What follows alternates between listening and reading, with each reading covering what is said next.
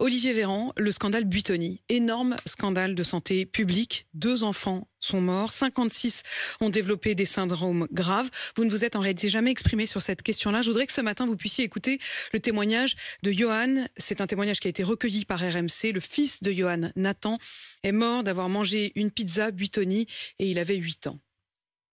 On fait confiance à Buitoni, on fait confiance au groupe Nestlé, sauf qu'on a été trahi et aujourd'hui, mon fils n'est plus là. C'est le rôle du gouvernement d'interpeller ces sociétés, de faire en sorte qu'elles réagissent, elles s'expliquent. Donc il faut que M. Véran prenne conscience de tout ça et prenne position, en fait, par des actes forts. Les excuses, ça suffit pas. On me demande de faire en sorte que les choses n'arrivent plus. Quand on voit l'état de l'usine, des cigarettes dans la farine, des champignons partout, une usine insalubre, on ne me fera pas croire que lui ou son cabinet n'était pas au courant de tout ça. Aujourd'hui, on est dans le pays où, quand il y a des enfants qui meurent parce que des industriels ne respectent pas les règles, on ne fait rien. Qu'est-ce que vous répondez à Johan? D'abord, je suis dévasté pour le décès de ce petit Johan. Il y a eu 2 enfants qui sont morts. D'avoir mangé une pizza, ce papa a raison et je m'associe pleinement à sa douleur. Je vous assure que c'est poignant et ça prend. Lui dire que dès que nous avons eu une alerte, nous avons déclenché des enquêtes d'hygiène qui ont permis d'ailleurs de montrer des conditions qu'il évoque et qui, à titre citoyen, pas en tant que ministre, je le dis, lorsque j'ai vu les images dans cette usine, je suis forcément scandalisé par ce que j'ai vu. Les lignes de production des pizzas ont été immédiatement suspendues. C'était le 6 avril. L'usine de Caudry dans le Nord ne peut plus fabriquer les pizzas. La justice a été immédiatement saisie. Une perquisition a eu lieu dans les locaux de l'entreprise et la justice devra aller maintenant mener son enquête. Moi, je suis ministre en charge de la santé. Donc, tout ce qui pouvait être fait en matière de conditions sanitaires pour faire en sorte qu'il n'y ait pas d'autres cas de contamination, 56 cas de contamination à Escherichia coli en tout, toutes ces mesures ont été prises immédiatement, et dès qu'il y a eu l'alerte.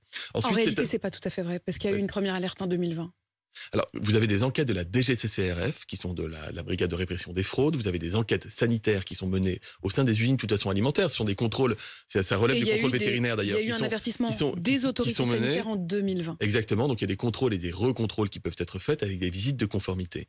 Ce qui est fait là, aujourd'hui, c'est la fermeture pure et simple des lignes de production. Et ensuite, je ne peux pas aller au-delà parce que la justice est saisie, donc c'est dans les mains maintenant de la justice. Ce qui est dans les mains de la justice, je le comprends bien, mais à quoi servent les contrôles s'ils ne sont pas suivis de fait? Le contrôle de 2020, avec une alerte des autorités sanitaires, n'est pas suivi de fait.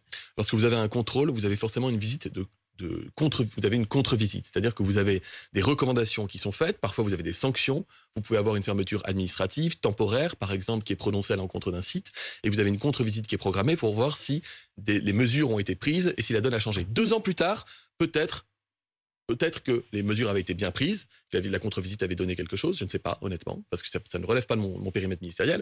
2 ans plus tard, ça ne relève pas d'ailleurs d'un ministre, en l'occurrence, je le dis, et 2 ans plus tard, lorsque vous avez une visite qui est faite, vous voyez que les conditions d'hygiène ne sont pas bonnes. Là, les conditions d'hygiène étaient telles que l'usine a été fermée. Mais il y a quand même eu Lactalis, il y a 5 ans, et après Lactalis, la commission d'enquête parlementaire avait préconisé de renforcer les contrôles et les moyens des autorités sanitaires. Or, c'est l'inverse qui est arrivé, puisque le nombre de contrôles réalisés par la Direction générale de l'alimentation a diminué de 33% en 5 ans.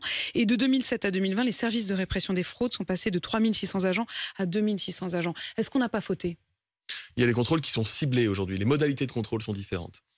Moi, je crois qu'à prévenir une usine 2 semaines avant que vous allez passer avec des équipes sur place, c'est moins efficace que faire des contrôles inopinés sur la base ou de signalements ou sur de dossiers.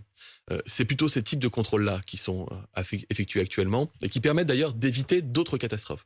Celle de Buitoni n'a pas pu être évitée. Et c'est encore une fois un drame humain absolument terrible qui arrive dans notre pays et qui arrive dans tous les pays d'ailleurs, qui sont rares, fort heureusement, mais qui ne devraient jamais arriver. Il reste juste, au moment où on se parle, des pizzas qui ont été confectionnées dans cette usine qui depuis est fermée, mais comme elles sont congelées, elles ont été confectionnées il y a quelque temps, qui sont encore dans les rayons. Ça ne vous inquiète pas? Il y a des rappels de l'eau. Il n'aurait pas fallu les retirer. Il y a des rappels de l'eau qui ont été effectués à la demande des autorités sur l'ensemble des lots qui étaient suspectés de présenter cette bactérie Escherichia coli. C'est pas, si vous voulez, les conditions d'hygiène peuvent favoriser l'apparition d'un germe et peuvent empêcher de voir qu'un germe est arrivé.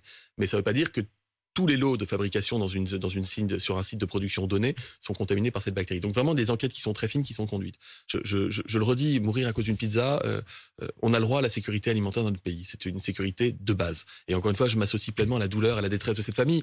Je n'ai pas eu le droit de la contacter. Parce que d'abord, je n'ai pas à Vous connaître... auriez voulu les appeler parce qu'ils disent qu'ils n'ont pas eu de mot de vous. Je n'ai pas à connaître l'identité, si vous voulez, le secret médical, ça s'impose même à un ministre.